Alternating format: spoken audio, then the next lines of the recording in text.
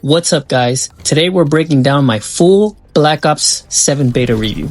We're talking everything. Movement, gunplay, maps, pacing of the game, perks, score streaks, SBMM, and rotations. Plus, how this beta might be setting up the best Black Ops in years. I hopped on the beta at the end of the night on day 1, testing the movement and played a few maps. I watched how it evolved, the gun balance on a new patch, and I've got my thoughts. First off, the patch did not ruin the guns like it had done in the past in Black Ops 6, but that's another thing. Let's just start from the top. My first impressions. So first off, when I saw the trailer, I didn't love it.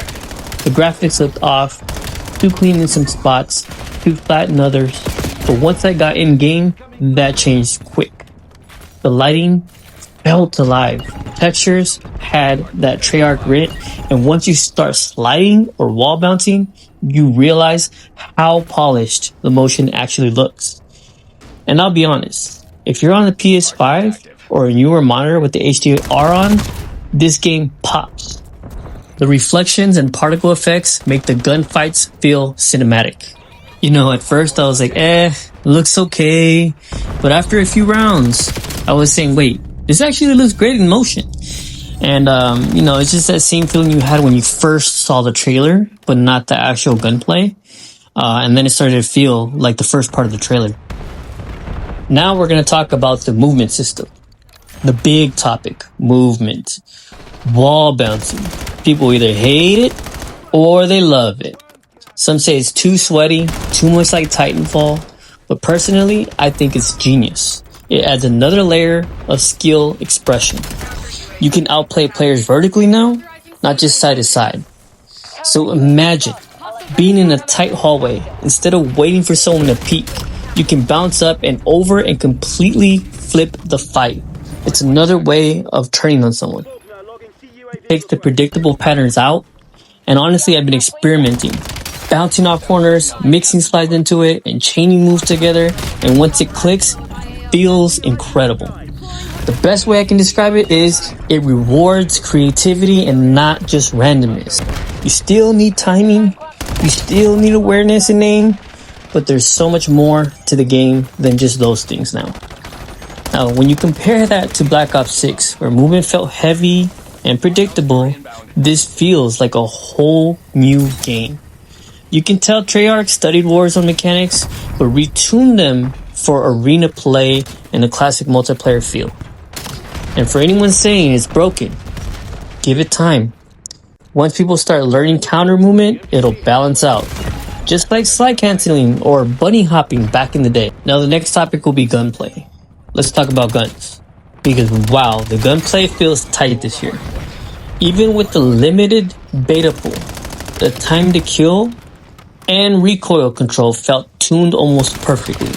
You can feel the difference between SMGs, ARs, and tactical rifles, something Black Ops never really nailed. Now saying that, I did lock in on 2 favorite guns right away.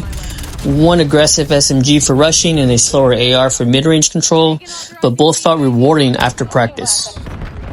And honestly, shout out to Treyarch. They hit detection and the aim assist felt smooth, even cross-platform. The little thing over their head now to see if they really are one shot is really nice.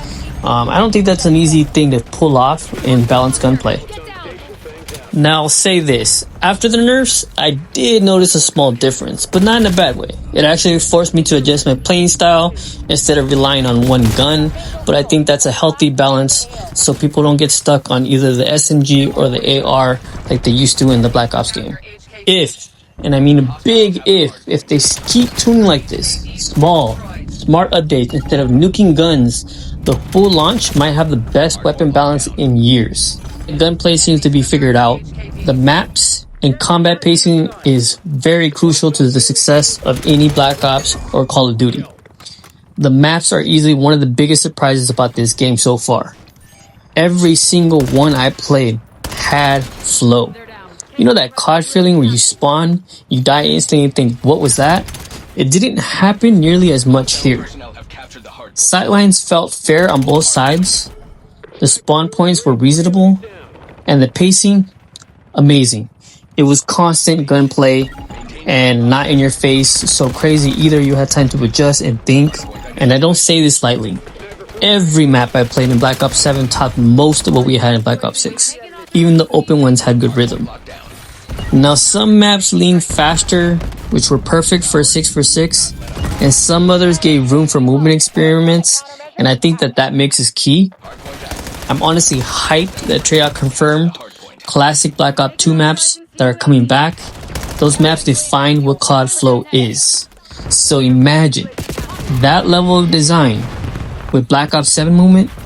That's going to be wild, especially in the pro play. I think we're going to see things we've never seen, and the dynamics between pro play and regular play is going to definitely show the skill level difference.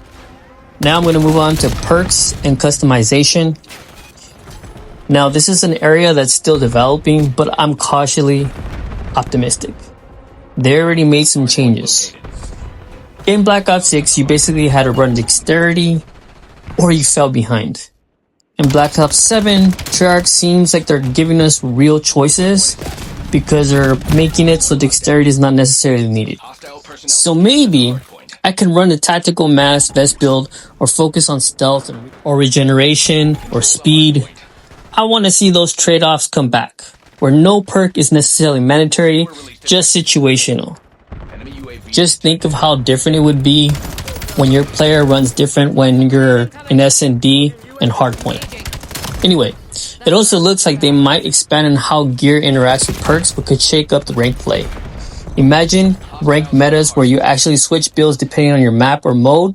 That's the kind of depth that I want, and I think that's what the kind of depth they're going to get. Side note, this camo is just about everything. If you use it creatively, it's really amazing. I've done some things that caught a lot of people off guard, and it's not in this gameplay, but I want to keep those for future gameplays. Now I want to talk about Scorestreaks. Scorestreaks, they're easily some of the most fun I've had in this beta. The balance between air and ground streaks was perfect. You earn them fast enough to feel rewarded, but not so fast that it breaks the flow. Anybody out there know what I'm talking about? Anyway, the HKDs were amazing. Watching those things chase down opponents like mini suicide drones is hilarious. You can almost hear their panic when one's following them. That's what I mean about Treyarch's touch. They make the chaos fun and not frustrating. Unless you're on the bad side, it could be a little frustrating. But you live and you learn. Anyway, I even had matches where I layered streaks. So I had the helo in the air and the HKDs on the ground, and I felt like it was a total lockdown of the map. That's total map control. That's the kind of mayhem that COD should feel like when you're on the winning side or the bad side. You just gotta learn from it. And with that comes the SBMM and matchmaking. You can't really get better if you're playing the same type of people all the time. You have to play above your competition to get better. The thing about this SBMM and matchmaking is that now, and this might shock some people, but the SBMM actually worked for me in the beta. Some matches were a little sweaty, sure, but overall the pacing was smooth. The ping felt stable, no crazy lag spikes, and matchmaking times were fast. The biggest win overall is that I feel like I didn't get matched with players from across the entire country like in older CODs. That's a huge win for connection quality. It felt like Treyarch balanced skill-based matchmaking without sacrificing fun. If they keep that balance for ranked and pubs, this game could have some serious longevity. Now I'm going to talk about the map rotations and the variety.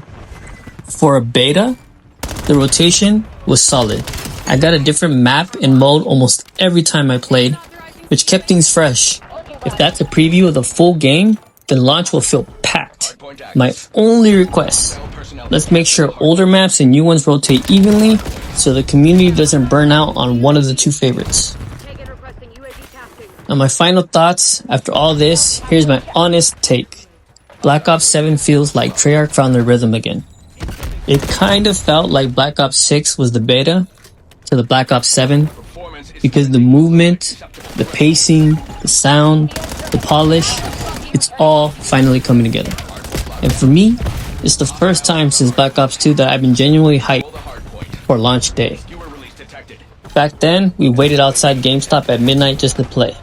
And honestly, this feels like that kind of moment again. If you didn't like the movement at first, keep practicing. Once it clicks, you'll see why it's so fun. To everyone that grinded the beta, keep learning, keep adapting, and most importantly, have fun. I genuinely think this is shaping up to be something special. Back then, when you listened to the pros talk and hype up a game, it felt like they were getting paid to say everything. And from the genuine expressions that I've seen in this Black Ops 7, I firmly believe that they weren't paid, and if they were, at least it was a genuine expression. And the maps that are out there right now have only been played 6 versus 6, but I'm genuinely curious how it feels on a 4 versus 4 ranked. I feel like it's going to be giving a more tactile movement or a fast pace, slow pace, change of direction every single time you play. It's going to be different. Strategies are going to change throughout the year, and I think that will make the maps and gameplay more fun. Anyway guys, this is my Black Ops 7 review, and I hope that you enjoyed it and I touched on everything that you wanted to know about Black Ops 7.